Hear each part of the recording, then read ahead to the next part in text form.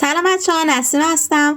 این ویدیو اومدم که فرایند ساخت یه بازی معروف دیترویت رو بهتون نشون بدم. این ویدیویی که میبینید از داخل خود بازی برش داشتم که قسمت اکسترا ویدیو وقتی بازی رو تموم میکنید واسهتون باز میشه و فرایند ساخت بازی رو نشونتون میده.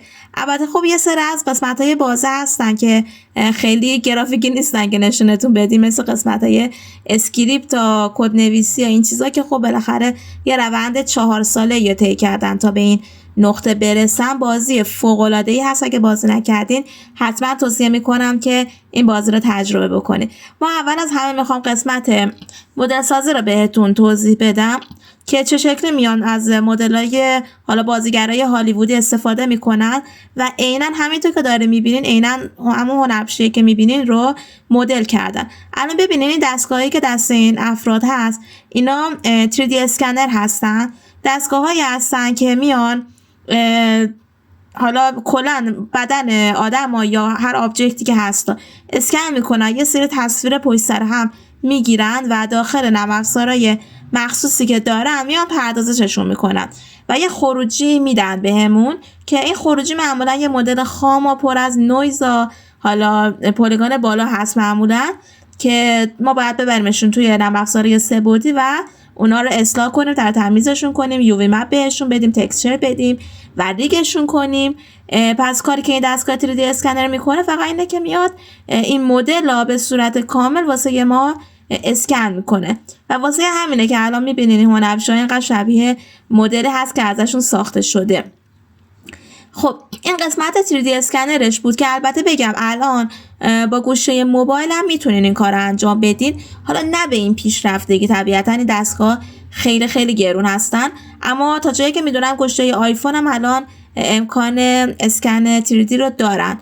خودم شخصا چون هیچ آیفون نداشتم تجربه نکردم، اما میدونم که دارن یه همچین چیزی. خب حالا من این الان مدل رو ساختن، ریگش کردن، اوکی. الان میریم سراغ انیمیشن. انیمیشن دادن به چه صورتیه؟ انیمیشن رو معمولا با موشن کپچر میسازن. الان توی این ویدئویی که شما میبینی یه سری نقطه نقطه روی صورت این هنرپیشه‌ها مشخصه که اینا سنسور هستن. اینا رو با استفاده از یه سری سنسور میان روی بدن و روی صورت، کلا روی عضلات بیشتر کار میذارن. الان داره میبینین روی عضله هنرپیشه دارن کار میذارن و حرکاتی که میکنن توی یه اتاق مخصوصی که مشخص هست ضبط میشه. الان اینجا رو ببینین شما، حرکات صورتشون رو دارن تست میکنن و روی قسمت سمت چپ پایین که دیدین میاد اعمال میشه. اینا این کار واقعا کار سخت و دقت بالایی هست. قدیم به این صورت بود که حالا این حرکاتی که صورتش داشت باید هنرپیشه‌ها یکم با اغراق آمیزتر این کارو میکردن. یعنی مثلا اگه میخواستن بخندن میومدن یه خنده بزرگتری میزدن تا این درست کپچر بکنه. اما ظاهرا با چیزی که الان دارم میبینم 3D اسکنرها خیلی پیشرفت کردن و سنسوراشون خیلی قوی تر شدن. ظاهرا برای بحث موشن کپچر انگار اپ موبایلی هم اومده. حالا من شخصا تجربه ندارم که بهتون بگم این قطعا اوکیه، اما اگه دوست داشتی میتونی تحقیق کنی، اسمش دیپ موشن هست. خب اینا میان پس حرکت رو ضبط میکنن و یه خروجی حرکت بهمون میدن و میندازیم این خروجی حرکت روی اون مدل ریگ شده قبلی و میشه اون کاراکتری که شما توی اون بازی میبینید. این قسمت از ویدیو هم که دارین میبینین فرایند صدا برداریش هست، ضبط موسیقی بازی هست و خب این آقا داشت توضیح میداد که چه شکلی مثلا این موسیقی با چه الهامی داره میسازه و واقعا بخش ساخت موسیقیش هم بخش خیلی بزرگی از بازی ها تشکیل میده. یعنی حسایی که به بازی میده موسیقی واقعا اهمیت داره. پس هیچ وقت توی بازی این چیزها رو شوخی نگیرید. این خانمی هم که الان داره میبینین اینجا هست، خانمی هست که برای منوی اصلی ازش استفاده شده. حالا توی بازی هم هست، اما توی منوی اصلی میاد و باهاتون صحبت میکنه. به نسبت تصمیماتی که توی بازی میگیرین یه سری ریاکشن بهتون توی منوی اصلی نشون میده که یه بخش فوق‌العاده از بازی بود به نظر من. یعنی یه حس خیلی خوبی میداد که توی منو انگار با شما واقعا یه رباتی هست که با شما داره ارتباط میگیره. حتما بازیش کنید، واقعا حس فوق‌العاده‌ای بازیش داره.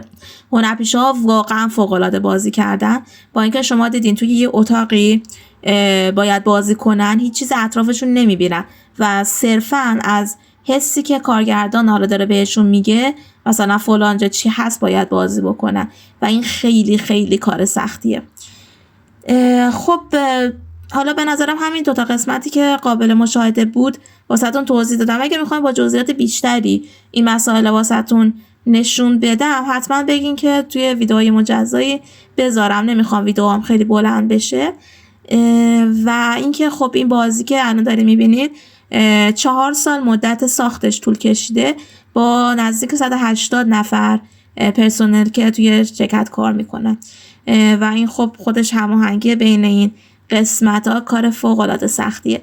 این تصویری هم که الان دارین میبینید یه قسمتی از موسیقی بازی هست که توی اکسترا میبینید. اگه دوست داشتین توی یوتیوب تمام ویدیوهای اکسترا وجود داره. من به خاطر مسئله کپی رایت یوتیوب نمیتونم موسیقیشا بذارم و فقط حالا امیدوارم همین ویدیوها هم به کپی رایت نخوره.